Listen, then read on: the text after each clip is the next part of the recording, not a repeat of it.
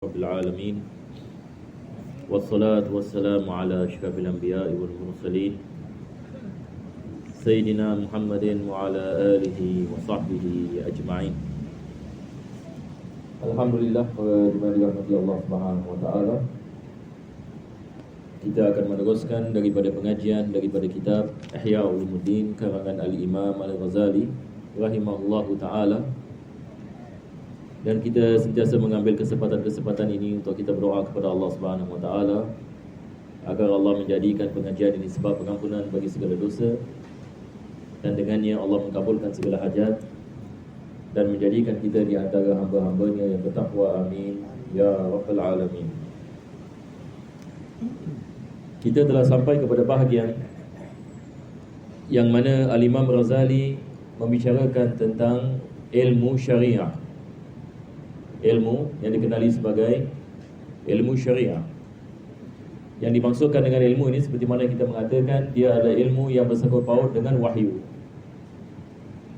Yakni dia bersangkut paut dengan wahyu yang diberikan kepada anbiya. Maka Al-Quranul Karim dan ilmu yang terkandung di dalamnya dikenali sebagai ilmu syariah.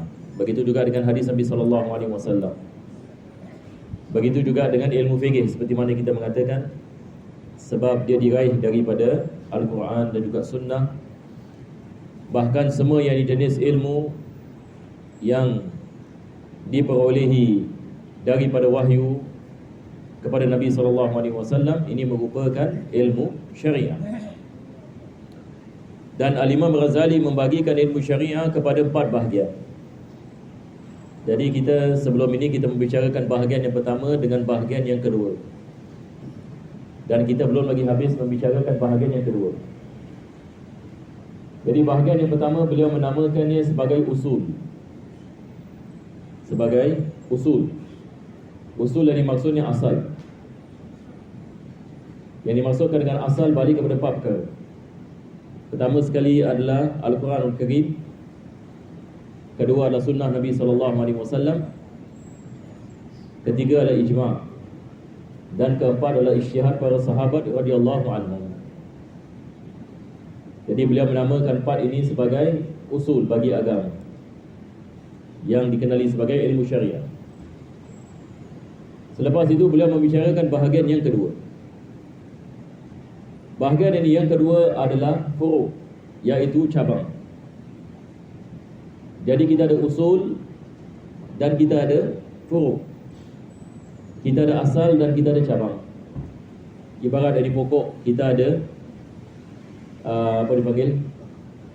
akarnya, dan daripada akarnya kita mendapatkan dia punya dahannya. Apakah yang dimaksudkan oleh beliau dengan furu'? Beliau mengatakan, yang ini saya ringkaskan dulu. Beliau mengatakan 2 jenis ilmu. Pertama sekali adalah ilmu fiqih, hukum ahkam. Yang kedua adalah ilmu tasawuf. Jadi ilmu fiqih dengan ilmu tasawuf ini merupakan cabang daripada usul. Jadi sekarang kalau kita menanyakan bagaimana kita mengetahui solat itu adalah wajib, bagaimana kita mengetahui puasa pada bulan Ramadan wajib, bagaimana kita mengetahui menggunakan siwak adalah sunnah, bagaimana kita mengetahui memakan dari bawang ini sebelum melakukan salat ada makruh, kita mendapatinya daripada usul. Yani ada hadis Nabi SAW ataupun Al-Quran. Allah Subhanahu wa taala mengatakan wa aqimus salat, daripadanya kita mengetahui salatlah wajib. Dan Nabi SAW bersabda, laula nasyqa ala ummati la amartum bisiwak. Nabi mengatakan, kalau aku tak takut membebankan umatku, aku akan wajibkan mereka menggunakan siwak. Maka di sini kita memahami siwak adalah sunnah. Salat 5 waktu adalah wajib. Salat ini duha sunnah dan sebagainya. Jadi beliau membagikan cabang kepada ilmu fiqih dengan ilmu tasawuf. Dan ilmu fiqih ni beliau mengatakan dia bersangkut paut dengan urusan dunia, manakala ilmu tasawuf bersangkut paut ini dengan urusan akhirah. Apa maksudnya? Yani ilmu fiqih ini membicarakan misalan tentang bagaimana kita nak melakukan jual beli, bagaimana kita nak membagikan harta faraid, bagaimana kita nak menjalankan pernikahan, bagaimana seorang qadhi menjatuhkan hukuman. Maka ini bersangkut paut dengan urusan keduniaan. Tetapi ilmu tasawuf bersangkut paut dengan akhirah. Apa maksudnya? Ilmu tasawuf ini kita membicarakan tentang ikhlas. Semua perkara yang bersangkut paut dengan hati. Ia mengajarkan kepada kita bila kita melakukan satu amalan mesti ikhlas. Ia mengajarkan kepada kita kejelekan sifat sombong dan takabur dan memandang rendah kepada orang lain. Ia mengajarkan kepada kita kepentingan sifat tawadhu dan rendah diri. Dan begitu juga sifat rahmah kepada makhluk Allah SWT dan sebagainya. Jadi dia terus ini berkaitan kepada akhirah. Manakala ilmu fikih ada kaitan dengan urusan dunia kita. Yang ini maksudnya bagaimana kita nak melaksanakan perbuatan-perbuatan dalam urusan dunia kita seperti mana yang diperintahkan oleh Allah SWT. Ini adalah ilmu fikih. Baik, jadi saya memberikan rumusan ini. Sekarang ini kita kembali kepada apa yang disebutkan oleh penulis. Maka beliau mengatakan,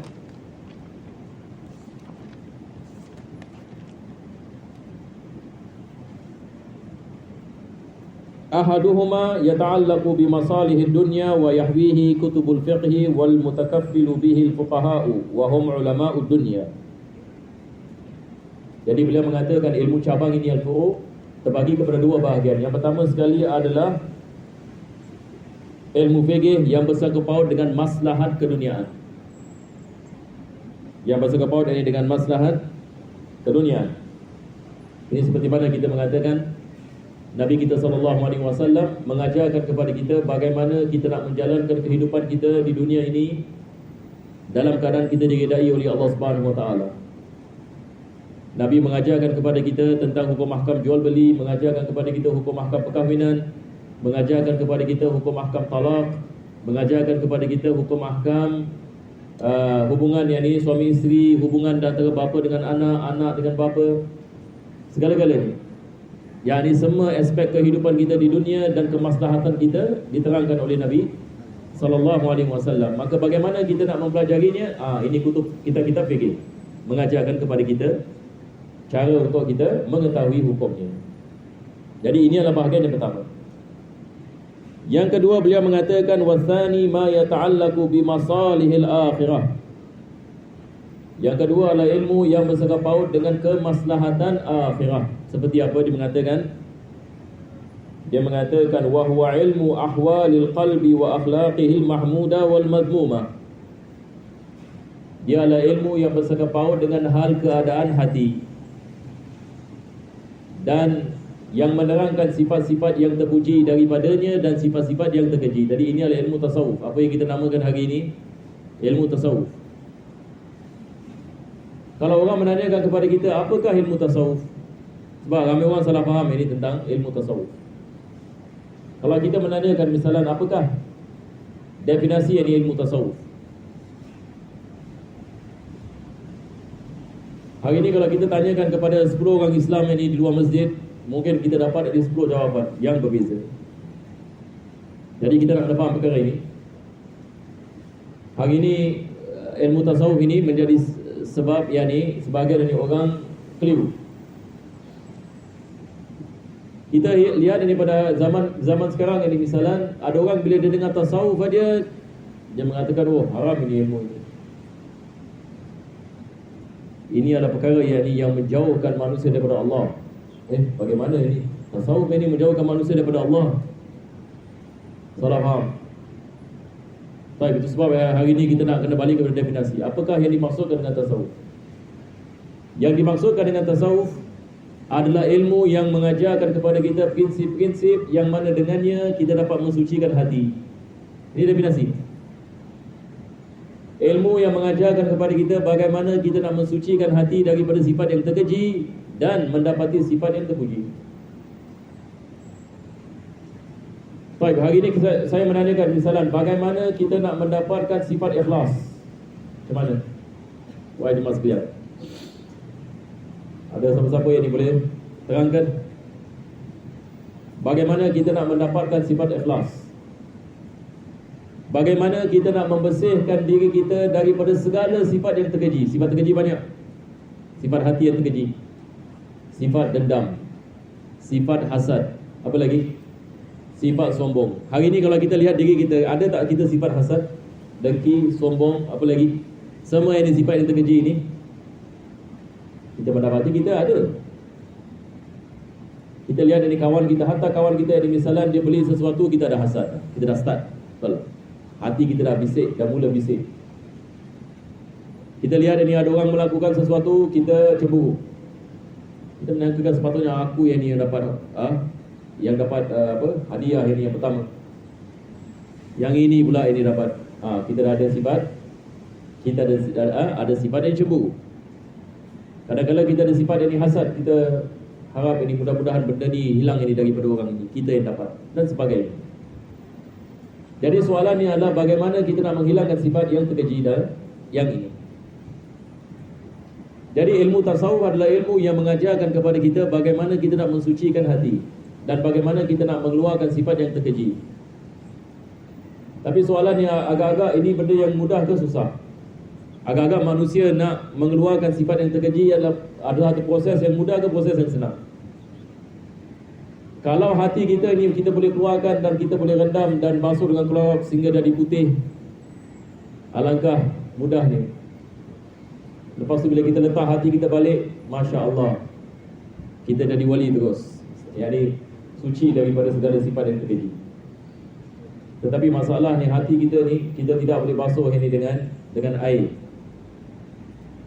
Jadi kita nak kena faham ini, bagaimana kita nak membersihkannya. Kita kalau baju kita kena najis, kita nak kena bersih gunakan sabun. Senang. Badan kita terkena najis, kita basuh. Baju kita terkena najis, kita basuh. Basuh senang, letak dia dalam washing machine kalau zaman sekarang. Tetapi hati kita yang ni kalau kotor, macam mana yang ni kita nak mensucikan ini hati? Ini soalan ni. Islam memberikan jawapan ni. Agama lain tidak ada. Hanya Islam. Nabi SAW mengajarkan kepada kita bagaimana kita nak bersihkan hati. Salah satu daripada ni adalah taubat kepada Allah dengan taubatan nasuha. Nabi SAW mengajarkan kepada kita taubatan nasuha. Yang ni ada 3 rukunnya. Pertama sekali adalah kita menyesal atas dosa yang kita telah melakukan. Perkara yang kedua, kita azam yang kita tidak akan kembali kepada dosa itu lagi. Yang ni kita berjanji kepada Allah, ya Allah, aku tidak akan kembali kepada dosa itu, berikan aku taufik. Yang ketiga adalah kita memutuskan diri kita daripada maksiat tersebut. Maka dengan ini Allah akan mengampunkan segala dosa. Jadi apabila Allah mengampunkan dosa kita, Allah membersihkan hati kita. Sebab hati kita kotor, ini dosa yang kita belum lagi bertaubat kepada. Dan apabila kita melakukan salat dengan khusyuk, ia proses membersihkan hati kita. Apabila kita mengambil wuduk dengan sunnah, ia membersihkan hati kita. Apabila kita datang ke masjid dan niat i'tikaf dan ingat kepada Allah dan baca Al-Quran, dia adalah syifa bagi hati. Ini semua adalah benda-benda yang mensucikan hati kita. Apakah perkara yang mengotorkan hati pula? Yang mengotorkan hati adalah maksiat. Mata kita melihat benda yang diharamkan oleh Allah, kita telah mengotorkan hati, walaupun kita tak nampak. Hari ini kita lihat, hatta kalau kita operation sekalipun, doktor lihat hati semua sama. Hati manusia, kalau ikut X-ray machine, doktor tidak dapat detect apa maksiat yang kita telah melakukan yang telah menguntungkan hati kita. Tetapi kita boleh muhasabah diri kita dan kita menghindarkan diri kita daripada maksiat. Jadi kita ada maksiat mata, maksiat telinga, maksiat lidah, maksiat kemaluan, maksiat perut, maksiat minda. Bagaimana kita nak jaga panca indera kita daripada terjebak, daripada melakukan maksiat. Sebab maksiat ini dia mengotorkan hati. Nabi SAW mengatakan dalam hadis, "Idza aznaba al-'abdu dhanban nukitat fi qalbihi nuqtatun sauda." Apabila seorang hamba melakukan dosa, maka ada satu titik hitam zahir pada hatinya. Tapi kalau dia tidak bertaubat, dia buat dosa, titik hitam, ini ibarat ini kalau kita titik hitam, akhirnya yang ini dia cover yang ini semua sekali hati, jadi gelap ini gelita. Susah mendapat hidayah daripada Allah. Na'udzubillah min Na'udzubillah min dzalik. Kita berdoa mudah-mudahan Allah Subhanahu wa taala membersihkan hati kita daripada segala sifat yang terkeji dan memberikan kepada kita sifat yang terpuji. Maka ini adalah ilmu seperti mana Imam Ghazali mengatakan, ilmu keadaan hati. Dan dia adalah ilmu yang menjaga kemaslahatan kita pada hari akhirah. Manakala ilmu fikih menjaga kemaslahatan urusan kita di dunia. Ini kaitan dari ilmu fikih dengan ilmu tasawuf. Jadi dua-dua kita nak kena ada. Kita nak kena mengetahui bagaimana kita beribadat kepada Allah secara zahir, dan juga kita nak kena mengetahui bagaimana kita nak membersihkan hati kita secara batin. Maka ilmu fikih mengajarkan kepada kita bagaimana kita melaksanakan ketaatan. Ilmu tasawuf mengajarkan kepada kita bagaimana kita menjaga kebatinan kita dan kesucian hati kita. Sebab Allah hanya menerima amalan daripada hati yang suci. Itu yang susah. Jadi dia bukan senang. Bukan maksudnya kita melakukan solat confirm Allah terima. Kita mengharapkan Allah Subhanahu wa taala terima. Tetapi siapakah yang Allah terima? Allah terima yakni solat yang penuh dengan iman dan khusyuk. Hati yang suci, yang mengingati Allah Subhanahu wa taala. Ini manusia yang mana apabila dia berdoa, Allah kabulkan doanya. Tapi hari ini kita berdoa doa kita tidak dikabulkan. Selepas itu kita salahkan Tuhan pula. Tapi masalahnya kita yang salah. Sebab kita belum lagi bertaubat daripada maksiat. Kita melakukan maksiat siang dan malam dan kita berdoa kepada Allah. Lepas itu kita hairan, kenapa Allah tak kabulkan doa saya? Kesilapan yang di mana? Kesilapan bila kita muhasabah diri kita belum lagi melakukan taubat daripada maksiat. Bagaimana Allah Subhanahu wa taala nak mengabulkan doa? Sebab maksiat adalah hijab. Jadi perkara seperti ini perlu kita memahaminya, dan kita hanya memahaminya dengan kita mempelajari ilmu ini. Jadi ini adalah dua jenis ilmu Al-Imam Ghazali mengatakan daripada cabang, yakni balik kepada ilmu fikih dan ilmu tasawuf. Jadi kembali kepada apa tadi saya mengatakan, tasawuf ada orang salah faham. Saya pernah subhanallah menanyakan satu hamba Allah, apakah maksud ilmu tasawuf? Dan saya terperanjat bila saya dengar jawapan daripada. Dan ini orang yang pergi masjid, bukan orang yang maksudnya yang tidak kenal kepada agama. Ini yang hadir kelas, pergi masjid sebagainya.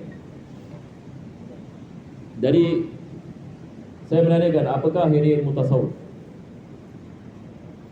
Daripada jawapan ini yang agak memeranjatkan saya, dia mengatakan ilmu tasawuf ini dia adalah ilmu yang bersangkut paut ini dengan cara kita berzikir kepada Allah Subhanahu wa taala.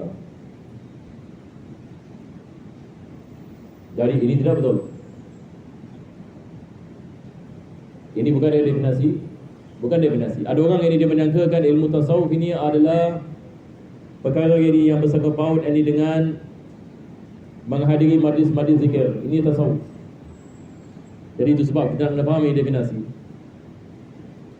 Ilmu tasawuf ini dia bukan membawa yang dimaksud cara yang kita melakukan zikir ataupun yang cara yang kita menghadiri majlis dan sebagainya. Tetapi ilmu tasawuf seperti mana saya mengatakan tadi, dia ada ilmu yang mengajarkan kepada kita bagaimana kita nak mensucikan hati diri kita. Zikrullah ini adalah daripada cara mensucikan hati, tidak syak. Jadi perkara ini yang perlu kita memahami. Jadi sekarang ini kita kembali kepada apa yang disebutkan ini oleh Imam Ghazali. Maka beliau mengatakan wa ma huwa makruhun wa huwa alladhi yahwihi syatrul akhir min hadzal kitab. Yani dia menerangkan ilmu tasawuf ini dialah ilmu yang membersihkan hati dan mengeluarkan sifat-sifat yang terkeji dan sifat yang makruh. Dan beliau mengatakan saya akan menerangkan ini pada akhir kitab. Wa minhu al-ilmu bima yatarashshahu min al-qalbi 'ala jawarihi fi ibadatiha wa 'adatiha. Wa huwa alladhi yahwihi syatrul awwal min hadzal kitab. Dan beliau juga mengatakan dia juga adalah ilmu yang bersangkut paut dengan hati dan juga anggota badan, dan bagaimana kaitan anggota badan dengan hati, dan bagaimana anggota badan kita dapat memberikan kesan ini kepada hati. Apa maksudnya? Yani ilmu ini mengajarkan kepada kita apa yang dilakukan oleh anggota badan memberikan kesan kepada hati. Seperti mana tadi misal saya mengatakan, apa yang kita lihat memberi kesan kepada hati, apa yang kita berbicara memberi kesan kepada hati. apa yang kita dengar memberi kesan kepada hati. Jadi bagaimana kita nak membersihkan hati kita dengan kita menjaga panca indera kita. Apabila kita dengar benda yang baik. Apabila kita lihat kebesaran Allah SWT. Apabila kita berbicara ini tentang akhirat. Sebagai misal, kita menggunakan tangan kita misalnya melakukan kebaikan dan elak daripada melakukan maksiat. Begitu juga dengan kaki, begitu juga dengan anggota badan dan juga kemaluan. Kita berdoa kepada Allah Subhanahu Wa Taala, mudah-mudahan Allah memberikan kepada kita taufik. InsyaAllah besok kita akan membicarakan yang ketiga pula. Jadi yang pertama adalah usul, yang kedua adalah furu', cabang. Yang ketiga insyaAllah besok kita akan membicarakan dia adalah apa yang dikenali sebagai ilmu alat. Ilmu alat. Ini kita akan bicarakan insyaAllah pada keesokan harinya. Alhamdulillahirabbil alamin. Allahumma salli wa sallim ala sayyidina Muhammad wa ala ali sayyidina Muhammad. Rabbana atina fid dunya hasanah wa fil akhirati hasanah wa qina adzabannar. Sallallahu ala sayyidina Muhammad wa ala alihi wa sahbihi wa sallam. Alhamdulillahirabbil alamin. Taqabbalallahu minkum